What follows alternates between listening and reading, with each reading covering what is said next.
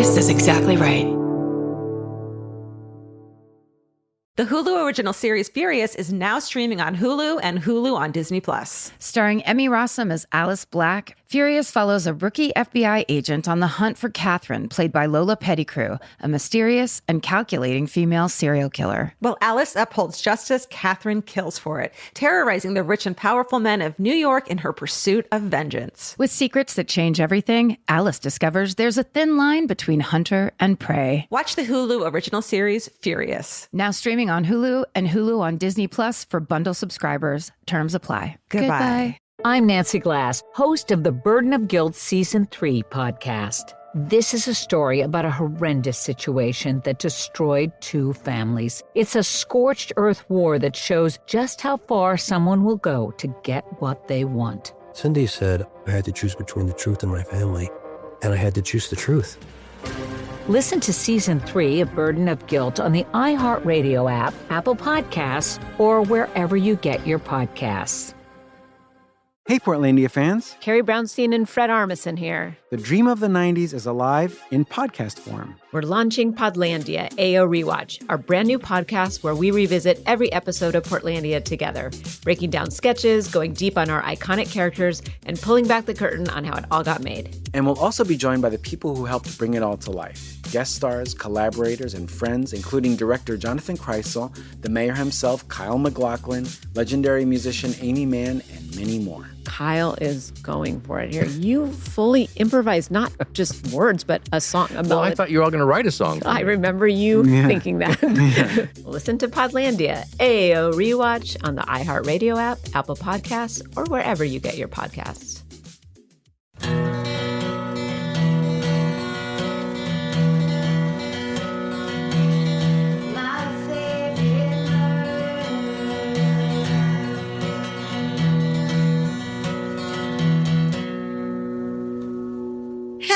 Hello. And welcome To my favorite murder. the Minisode. It's mini. Here it is. Look at that. Oh, look at this precious little thing from Sanrio. Somebody on TikTok, there was some kind of 80s throwback thing. Mm-hmm. Oh, no, it was just a girl going through her mom's old sticker album, and it was all these Mrs. Grossman stickers that, like, Oh my God. were only made in the 80s. And then a bunch of other... Were you too young for like that Mrs. Grossman sticker where it would be like a goose or a heart, real simple designs? I remember those for sure. Yes. Because then they got fancier and they got a little more Lisa Frankie and sparkly. Yeah. It was so satisfying to watch. Do you know what I have? I have an album of my grandmother's cards, like greeting cards she's received throughout like the 50s and 60s. Oh, Like she just pasted them all in this huge old album. I should go through that. TikTok. That'd be perfect for TikTok. TikTok. What's that? It's like thank you cards and happy birthday cards and Yeah, stuff like and that. Valentine's. They're all a little sexist and weird. Absolutely. It was a strange time. Yeah. All right. Should I go first this time? Yeah, do it. Okay. This is called Deathbed Treasure Hunt. Mm. Hi, y'all. Trigger warning for bummer terminal illness, but otherwise, I promise it's a fun story, ? Hey, we're ready. It was definitely a bright spot in an otherwise dark time for my family, and it involves treasure. To set the scene, my dad was always a weird dude, played the accordion, member of an English folk dancing group, established hippie farm commune in the Washington wilderness with a bunch of friends. You know, the usual. In true kid form, I thought my dad's oddities were hugely embarrassing. Like, please don't wear the jean shorts to the 4th of July party, Dad. Embarrassing. Now that I'm a, quote, adult, I truly appreciate that he was the epitome of you do you, regardless of the opinions of others. And I wish I had more of his zero shits given personality in me. You can. Yeah, it's in there. It must be in there. Yeah, you'll figure it out. Yeah. When I was in high school, however, his behavior seemed to become increasingly off. After a couple of dangerous accidents, my mom insisted on seeking medical help for my dad. During my junior year of high school, he was diagnosed with a rare degenerative brain disease, and his health was a slow decline from there. Fast forward 6 years or so to 2011. I had just graduated college and moved home to be with my family during my dad's final months. At this point, he was unable to speak or move for the most part, but he could point to letters and images to relay basic needs. One night, only a week or so before he passed, my brother, mom, dad, and myself were hanging out together at home when my dad seemed to have a miraculous boost of energy. He indicated that he needed to tell us something important. We gathered around and held up the alphabet sheet, and he started to slowly spell out the word G-E-L-T. We were momentarily stumped and asked if he meant to spell something else. All of a sudden, my vaguely Jewish mom goes, well, gelt can mean gold. Are you trying to say gold, we asked? He pointed to yes. And like our own personal National Treasure movie, we set about trying to decode his clues in cryptic communications to find his secret stash of traysure. Mom stayed with Dad trying to get more information while my brother and I dashed from room to room searching drawers and cabinets. The details are fuzzy now, especially since my brain has kindly blocked out much of that time period. But we eventually understood that the gelt was in the garage. Still thinking this might be some strange wild goose chase, my mom headed out to the garage. We waited, feeling as if we were experiencing a shared hallucination, when finally my mom came back in the room with her mouth open in astonishment. She laughed and held out her hands, revealing a stash of honest to Gaia gold fucking coins. We laughed, we cried, we thanked him, and we laughed some more. Of course, my weird-ass dad was hiding a stash of gold coins like a fucking pirate. About a week later, my dad succumbed to his illness and passed in his sleep. To this day, we talk about how perfect it was that in his final days, Dad gifted us with this exciting and joyful adventure, not to mention providing for us in this one final way. He also communicated with me twice after his passing, but those are stories for another time, if you want them. We do. Yes. Thank you for being you and encouraging our MFM community to be our weird and wonderful selves. You make a difference. Stay sexy and don't forget to tell your loved ones where you stashed your gold. Jenna, she, her. For real. Oh, that's beautiful. Isn't that beautiful? Also, it's like all of a sudden it came to him in the midst, that brain was trying to send that message for however long. Yeah. I love that. I love it so much. It's a good story. There's gold hidden in the garage. There's gold in the garage. You got to remember to tell people where you stash it. Got to. Yes. This subject line is haunted house lighthearted. Hey there. Back in my college days, I took a part-time job working in a haunted house as an actor, quote unquote, scaring all of the tourists who visited our amusement park. I was very pleased with the job title as I was in theater school at the time and took a lot of pride in my job. This haunted house was not for the faint of heart, and we suggested only ages 13 and above would be allowed to enter. Because of this, the other actors and I would compete every day to see who could make the most people cry or take the chicken door out of the house. The chicken door. I love that. The chicken door. My favorite scare was in a pitch black hallway that immediately followed a brightly lit graveyard so no one could see a thing. I would sit in the corner of that dark hallway. It's like, my God. I'm already upset. I hate shit like this so much. I do too. I would sit in the corner of the dark hallway wearing all black with a blackout mask so no one could see me. Fuck that. Fuck that shit. Yeah. But I would see them. I'd then quietly sing Ring Around the Rosie in my cutest, creepiest little girl voice. When the guests would finally brave a step into the darkness, I would scream as loud as I could, followed by a maniacal giggle. It was a top-notch scare. On this day, a guy and his girlfriend braved the house. This stereotypical couple consisted of a large man wearing a small tank top and a teensy blonde girl wearing the same thing. While in the graveyard, he acted completely unfazed, pointing at random things and yelling, "Oh my God, that's so fake, not even scary. This is so dumb." Eye rolls and all. His girlfriend was less convinced and hid behind him each step. Here's what's crazy. You're just going to walk. You're in a haunted house. That's all they care about is scaring you. Yeah. And you're going to walk into a fake cemetery and think that's all they have for you? Yeah. Come on, man. You fool. And of course it's fake. Of course it looks fake. It is fake. They didn't bury people there. It's not about that it's paper mache. It looks super realistic. Yeah. Like, that's not the I point. feel like I'm really at a fucking cemetery. Oh, okay. Anyway. When they got to my dark hallway, they stopped and listened to me sing while discussing whether to enter.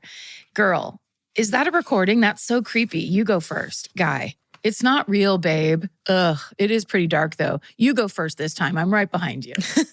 And the girl goes, oh my God, no, you go. Come on, please. And the guy says, okay, yeah, I got this. Okay, let's go, babe. And with a shake of his head, he stood up straight, grabbed his girl's hand, and stepped forward. The next part happened kind of quickly. They stepped forward into the darkness. I screamed loudly and laughed. He grabbed his girlfriend and threw her at me. She tripped on me and fell to the ground. He ran down the blind hallway at full speed and slammed into the wall. And then turned the corner, hit another wall, turned the next corner, and was gone. His girlfriend and I quietly sat in shock for a moment before I helped her up. Me, are you okay? A person dressed entirely in black with a blackout mask. I love it. Are you okay? And the girl goes, yeah, are you? And then this person goes, yeah, where'd your boyfriend go? And the girl goes, I don't know, but I'm about to find out. She stomped away angrily and found him outside the house where he started apologizing profusely while she stormed away. This was my crowning achievement in my actor life, and it could never be topped. I hope you guys enjoyed these stories. Many more where that came from. I worked in the house for almost 4 years and loved every moment of it. Oh, we want more of those stories for sure. Yeah. If anyone is ever looking for work in October, I highly recommend Scaring for stress relief and a lifetime of good stories. Love you lots, Fallen, pronounced like fallen, as in I've fallen over. But there's a D at the end. Oh, yeah. That would be a fun job for stress relief, just being able to scream as much as you want. I love that. Be amazing. Also, it's almost like if you haven't seen the movie Force Majeure, you should absolutely see it. Because it's basically the ski resort version of this same story where this dude, that relationship's over. He threw his girlfriend toward the danger and ran. That's right. No one wants to see that in their loved one. No, dude. I'm Nancy Glass, host of the Burden of Guilt Season 3 podcast. This is a story about a horrendous situation that destroyed 2 families. It started more than 7 years ago when Cindy and Kenny were 2 40-somethings who had just gotten engaged. Days later, they walked into a scorched earth war they never saw coming. Turn around and place your hands behind your back. The cops came into my house and threw me in jail. And to Cindy's surprise, her fiancé Kenny was charged with abusing one of her children. I never once doubted Kenny, and I always doubted the accusation. On Season 3 of Burden of Guilt, you'll hear a story about the lengths someone will go to in order to get what they want. This case has got to be one of the most despicable. Listen to Season 3 of Burden of Guilt on the iHeartRadio app, Apple Podcasts, or wherever you get your podcasts. This is Chelsea Handler from Dear Chelsea. Every week, the news gets worse, the world gets crazier, and Yamanika is here to tell whoever's responsible, you're the problem. Do you know I just found out who Sydney Sweeney was? If he got a bunch of women, then I should have a bunch of men. Do better or do less so I don't have to do so much. I'm Yamanika, and I'm out. Listen to You're the Problem with Yamanika starting on July 15th on the iHeartRadio app, Apple Podcasts, or wherever you get your podcasts. Hey everyone, it's the Jonas Brothers. This week on the podcast, Hey Jonas, we're hanging out with Michael Bublé. After Kevin's recent interesting confession about Michael, we figured there's only one thing to do. We must invite Michael Bublé on the podcast, and we want to know what's on his Sexy Time playlist. You know, I did an interview, and they're like, have you heard about this Jonas Brothers thing? And they were like, what did you think of it? And I was like, well, I mean, it's reciprocal. We talk about Kevin's confession, Michael's reaction, and a whole lot more. Our conversation with Michael Bublé is out now. Listen to Hey Jonas on the iHeartRadio app, Apple Podcasts, or wherever you get your podcasts. Well, here's another horror one. This is horror movie parenting fail. Dear Karen, Georgia, whatever pets are in the vicinity and all additional people who may read this email. Honestly, I'm just writing this in because it's the right time of year for it and should make you laugh. For context, my generation of family has a very distinctive split, the older cousins and the younger cousins. As the oldest of the younger cousins, there's 5 years between me and my closest in age older cousin. This story takes place when I was about 5, so the older cousins would have been between 10 and 15, and my younger cousins, if they'd even been born, would have been 3 or younger. So understandably, I was in a bit of a strange spot at family gatherings. Too young for the older kids, but way too old for the toddlers and babies, which meant that as long as my older cousins were doing something considered safe for my size and age, I was usually shooed in that direction. It's no surprise that when my cousins asked to watch a movie while the adults and babies hung out, I was told to watch with them. My cousins picked a movie and we all started watching. Now, I should probably say that I was and am that person who saw Titanic and had nightmares, so I clearly don't do well with anything scary. But every time my little 5-year-old self would leave the room to find my mom and tell her I didn't like this movie, she would shush me and send me right back in. Now, my mom claims this never happened because she would never have made me watch this movie, which I think is true. She had known what the movie actually was, which she didn't. I couldn't read, so I didn't know the name of the movie for a long time, think years, and so clearly couldn't tell her while saying I didn't like it. But there are some images and scenes that really stay with you. I can tell you the decor of the room and which cousins were sitting where, etc., when that alien popped out of the guy's chest. Because yes, my cousins decided to watch Alien. Yeah, they did. Thank you for everything you do, Hannah. Just reminds me of my mom making us watch, what was it, Total Recall when I was a kid? Oh. Is that the one? That's the one where Arnold Schwarzenegger and the lady at the airport who opens up and there's a person hiding inside? Yeah. As a child, I watched that at a children's sleepover at my house. Yeah. Also, we had the same thing. I had the same situation where I was the youngest, but my cousins were also our next door neighbors, and the girl cousins were like 15 when I was 5. Yeah. So they were so irritated anytime we were forced to, if they were watching TV and then they would be like, watch something that girls will like. Yeah. It drove them insane. And so they just knew enough to wait 5 minutes so the parents weren't paying attention anymore and they did whatever they wanted. Yeah. And we knew if we told, we would just get a beat down. Yeah. And you wanted to watch what they were watching probably. It was like exciting. You start it at the beginning, it was thrilling. And then it would get to the point where you were scared shitless and they thought it was funny. Yes. And you know, it was the 70s. Everything was very rough and tumble. Totally. Back then. Totally. DIY. Very little consideration for the children. Okay. I won't read you the subject line of this. Collective hello to all. I'm rewriting this hometown as the first time I wrote it, I was drunk at a football game. Oops. At said football game, the kid in front of us was losing their tooth, which unlocked a core memory of a shorty but a goodie. There was no call for this type of story, but it doesn't matter as rules don't exist for these anymore. That's right. That is so right. Taking it back so many years, I lost a tooth and excitedly went to bed early, and I couldn't wait to get my greedy little hands on some unearned money. Being that I went to bed so early, I woke up pretty early in the night to check and see if the tooth fairy had paid me a visit, and she had. What a stroke of luck. I'd gotten a $100 bill for simply outgrowing a baby tooth. I only got $5 when the one was forcibly pulled by my dentist, so surely this was making up for that injustice. I leapt from my bed and went running to show everybody the good fortune I had had. $100. Oh my God. Suck it, siblings. I am favorited by all. To which my dad got up, took the $100 bill from my hand and said, the tooth fairy meant to leave you a $10 bill. And that, my friends, is how I found out the tooth fairy wasn't real and started questioning everything. Stay sexy and always check your bills before leaving them under your kids' pillows. Tabby. I love that. There's a PS that says, shout out to my fave prego murderino Whitney. I love that. Parents making mistakes. My favorite. One of my favorite subjects. Classic. And entirely unavoidable. But that one is like $100 for a fucking tooth.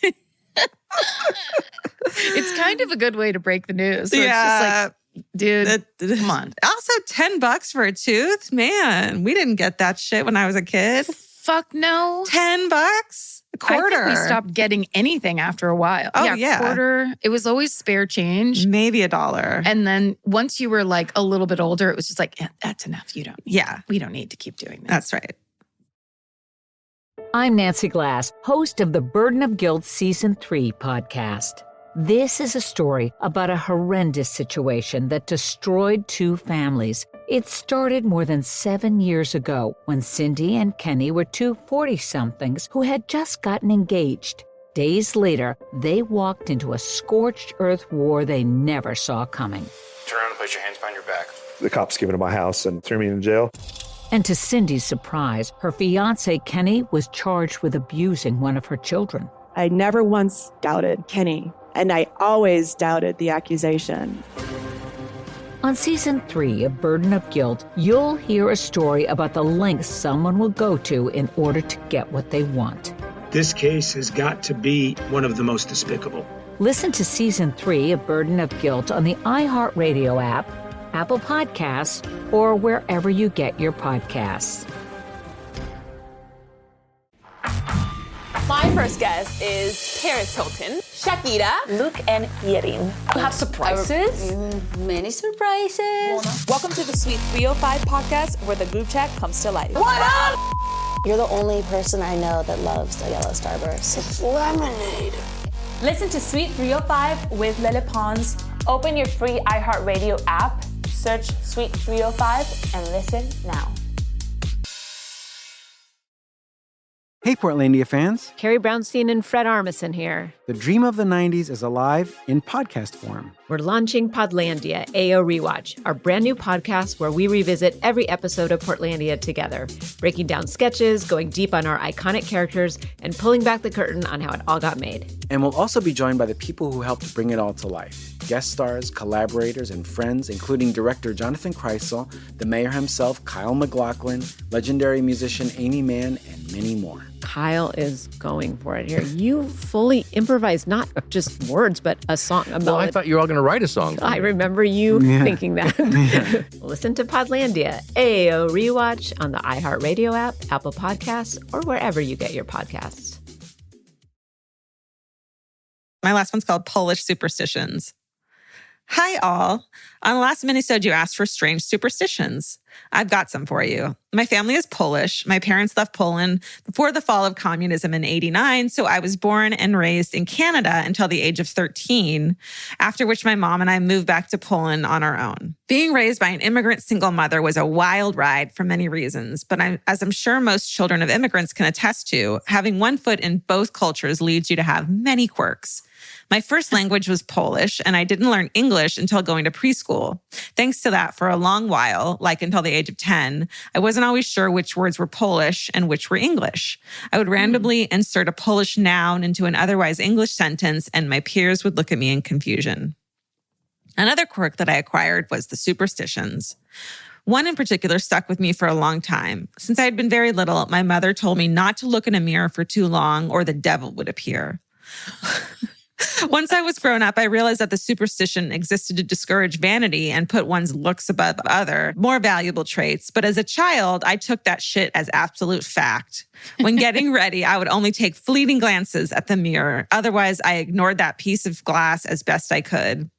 All the horror movies we watched at sleepovers that employed mirrors as dark objects connecting this plane to the other world only seemed to confirm my beliefs. It wasn't until I became a preteen and started doing my makeup regularly that I realized there was no timer ticking a countdown to my inevitable face-off with Satan himself. As you can imagine, since then, life has become a lot easier. Yeah. Another Polish superstition that my mother-in-law reminded me of recently when I put my purse down on her carpet is not to put your bag or wallet on the floor, as it would lead to financial tragedy. While she said this when we were at home, it's actually a good practice to have at public places as to avoid being an easy target for thieves.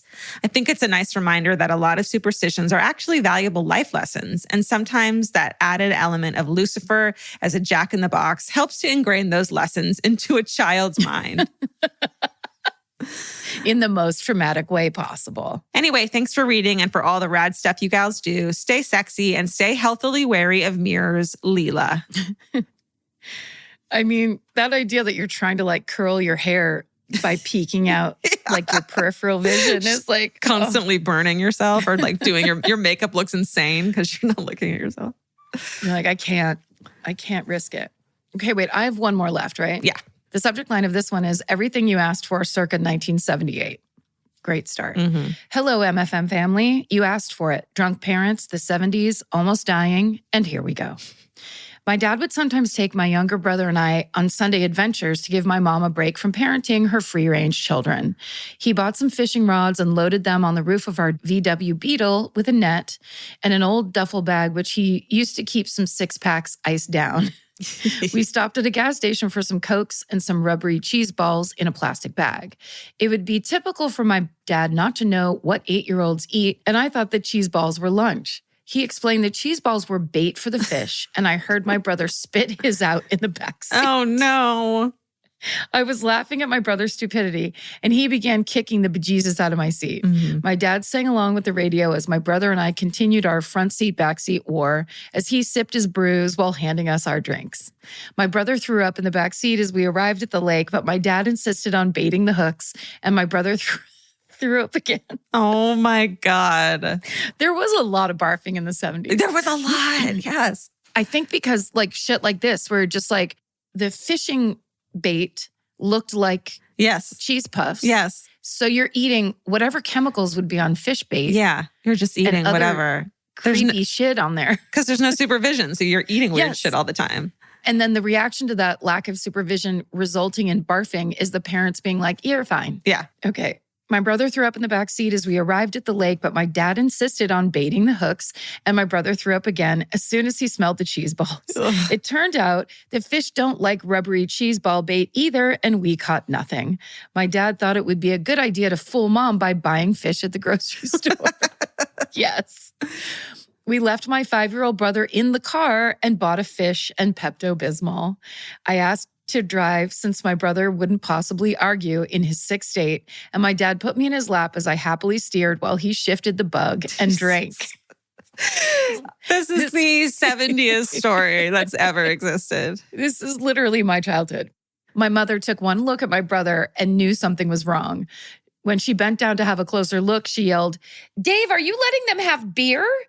She marched over to the car and showed my dad an empty beer can from the back seat floor. My dad just shrugged and cracked open another one while picking up my brother to go sleep it off on his shoulder on the porch. Oh my God. My mom threw a complete fit at my dad, but he kept rocking my brother and putting his finger up to his lips for her to quiet down. And she still does not know that my dad let his elementary age daughter drive 2 miles on a public road home from the grocery store. I cannot believe we thought this was almost normal, but it did lead to really boring playgrounds and helicopter parenting. Stay sexy, God bless the 70s, and don't get murdered, Jenny. Oh my God. He was drinking beer the whole time. No wonder he was barfing. He was drinking beer and fish bait. And also in the back seat, which is where you would get car sick the quickest. Because also VW bugs, like the exhaust just like goes directly into the car. So you're just like sick. You're just completely sick. Yeah, we were car sick all the time, and I'm positive that's the reason. Yeah. It was just like bad filtration. All right. We've done it. Good job, everyone. Thanks for sending in your stories, and please continue to do so. We really appreciate it. You're really killing it. Everyone has been doing such a good job. Thank you kindly for your emails, and stay sexy. And don't get murdered. Goodbye. Elvis, do you want a cookie?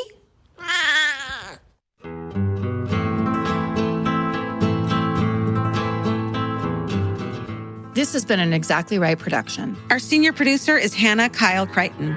Our producer is Alejandra Keck. This episode was engineered and mixed by Stephen Ray Morris. Our researchers are Marin McClashen and Gemma Harris. Email your hometowns and fucking hoorays to myfavoritemurder@gmail.com. Follow the show on Instagram and Facebook at myfavoritemurder and Twitter at myfavemurder. Goodbye.